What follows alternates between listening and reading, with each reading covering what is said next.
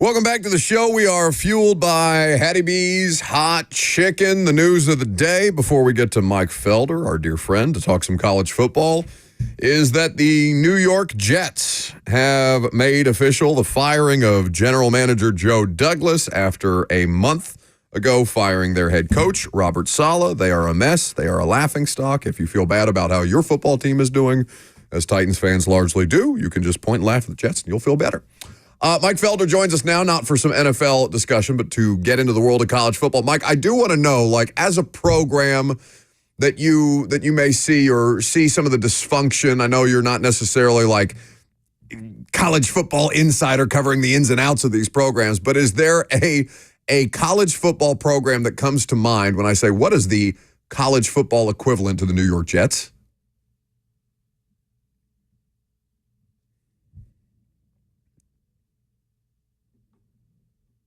Okay. Got you muted. Mike, you're muted.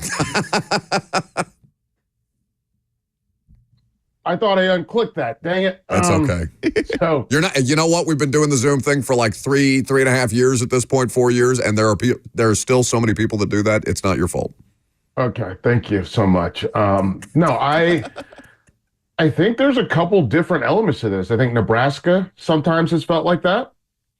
I think that, I mean, honestly, you know what? You know, the answer is this is an easy answer. It's Auburn. Yeah. Yeah, the answer is Auburn. And I think a close second is probably Florida.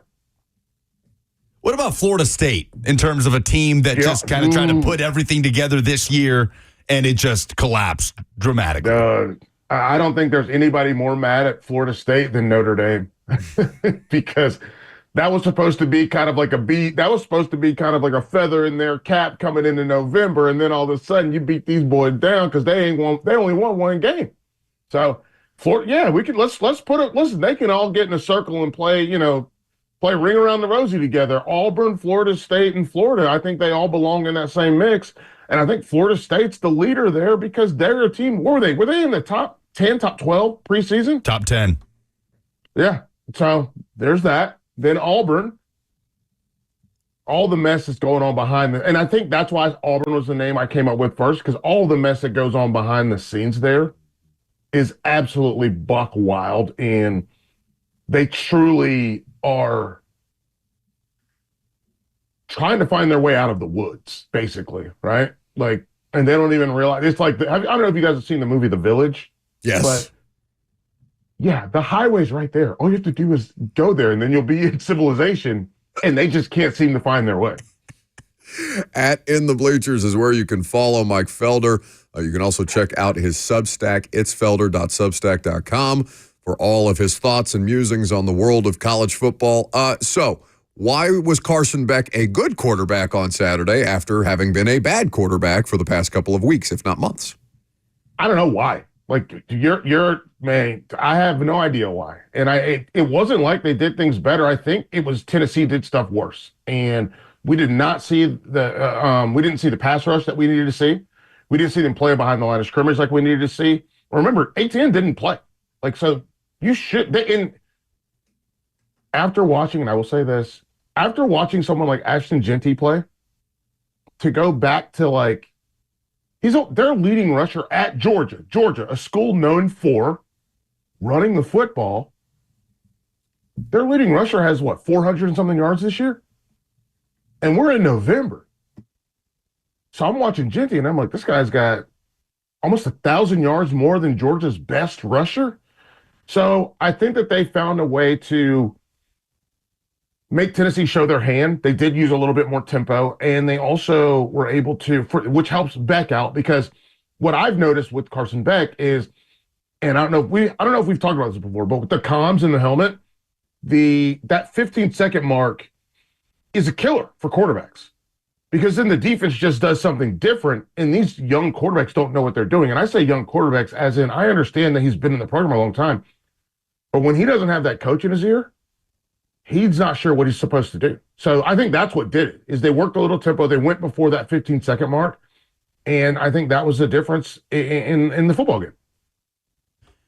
Mike Felder with us in the Bleachers on Twitter. So, Mike, Tennessee now joins the pack of two-loss teams in the SEC, right? And we'll just keep it here to Ole Miss, Alabama, Tennessee, and Georgia. I know A&M is a 2-loss team, but it feels like their situation will kind of be figured out based on the Texas game, whether or not they win that one. If they win, then they're in the SEC championship, probably in the playoff.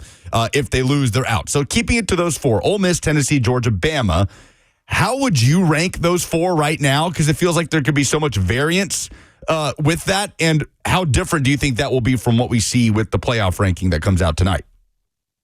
I mean, I'm going to listen. I'll put my hat down on the ground. I don't know what they're going to do from a playoff ranking standpoint. Like, I don't think any of us do we? No, absolutely not. Lucas tried so hard, Mike, last week to tell me why Tennessee would not be below Indiana or BYU. And me just saying, well, I don't believe anything that they say. And when I watch Indiana, they look better. And that's what I'm going with. And that's what the committee ended up going with, too. I tried to apply their own logic, Mike, and it blew back in my face. I mean, it had just exploded. It was delightful.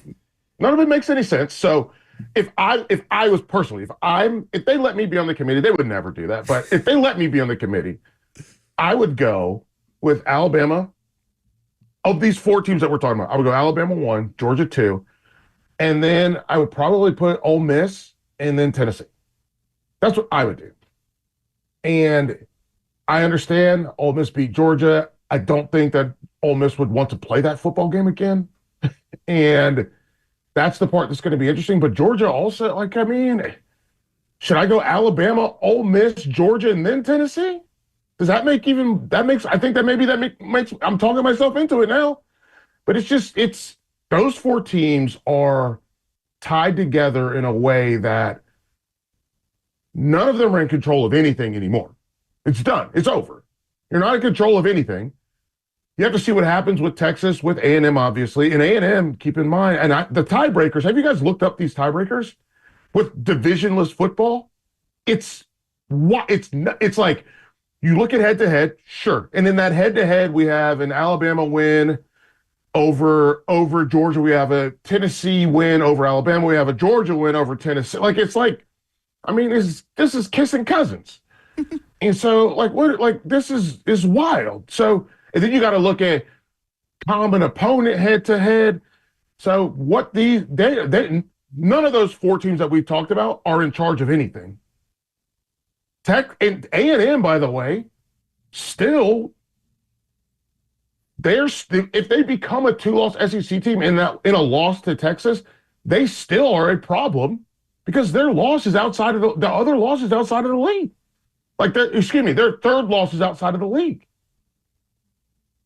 That kissing cousins thing a little too close to home in our part of the country, Mike. I'm pretty sure it's still legal in many of these states. Mike Felder here with us on 104.5 The Zone talking college football.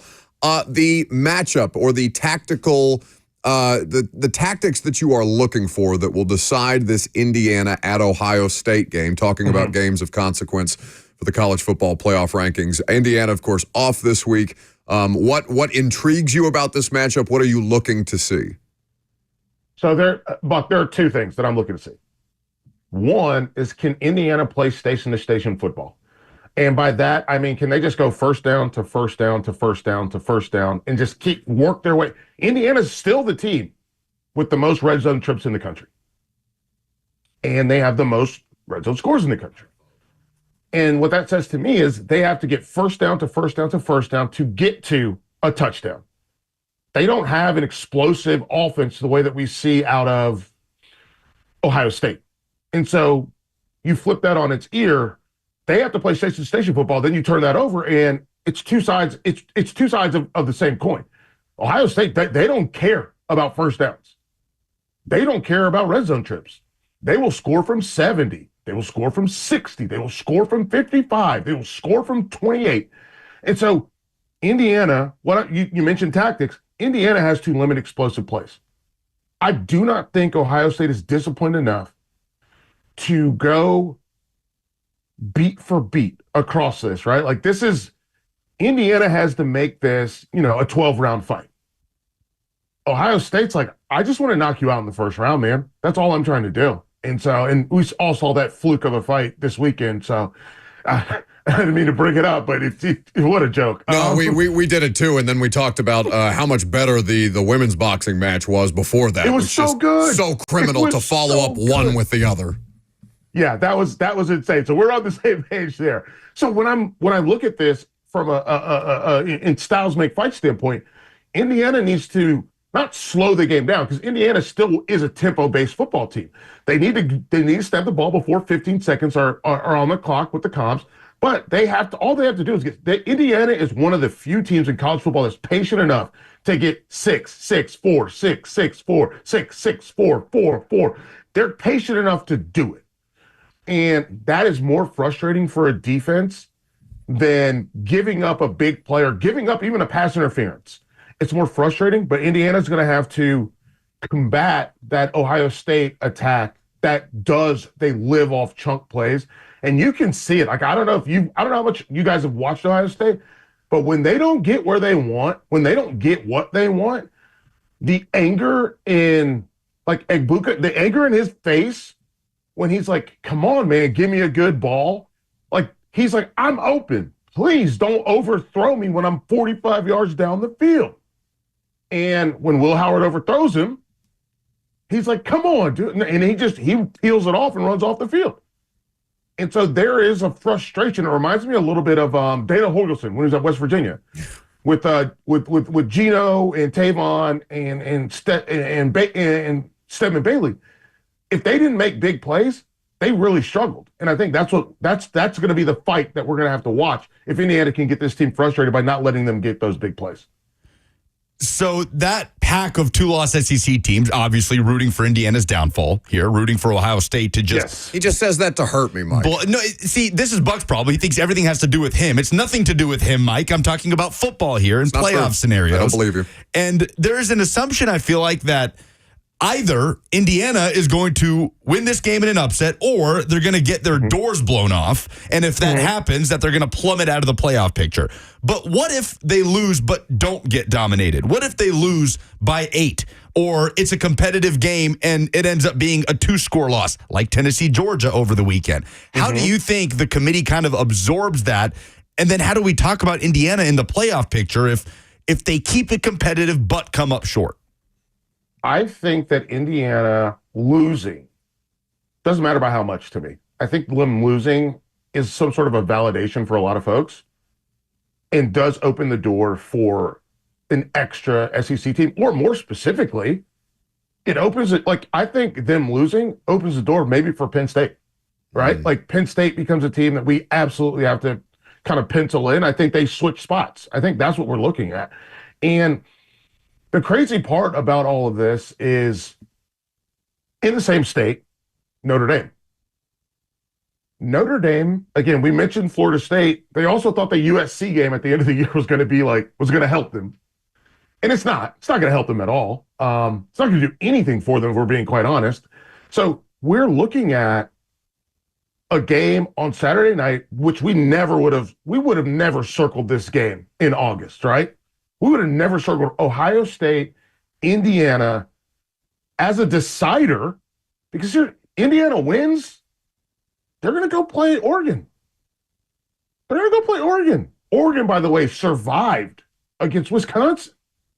And so we're going to see all that happen in the next couple of weeks. And it starts on Saturday in the Big Ten, this behemoth, 18-team league?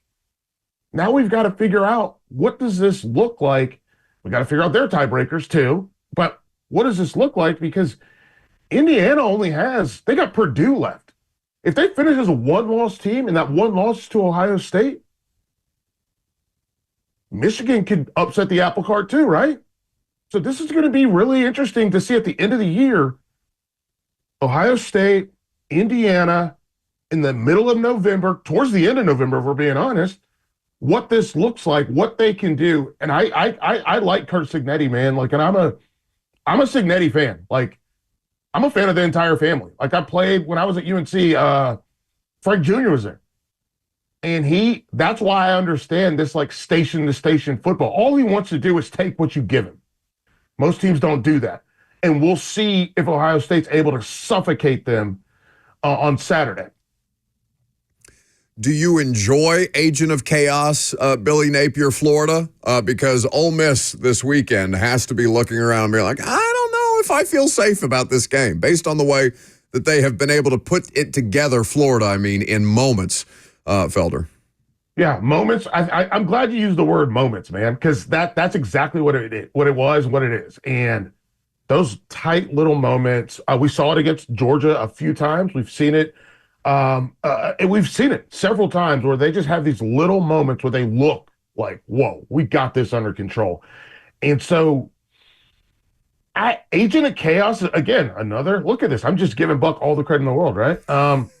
Lucas fuming across the desk after he talked about how much I make it about myself. It's okay. You can continue. But they beat a wounded LSU team.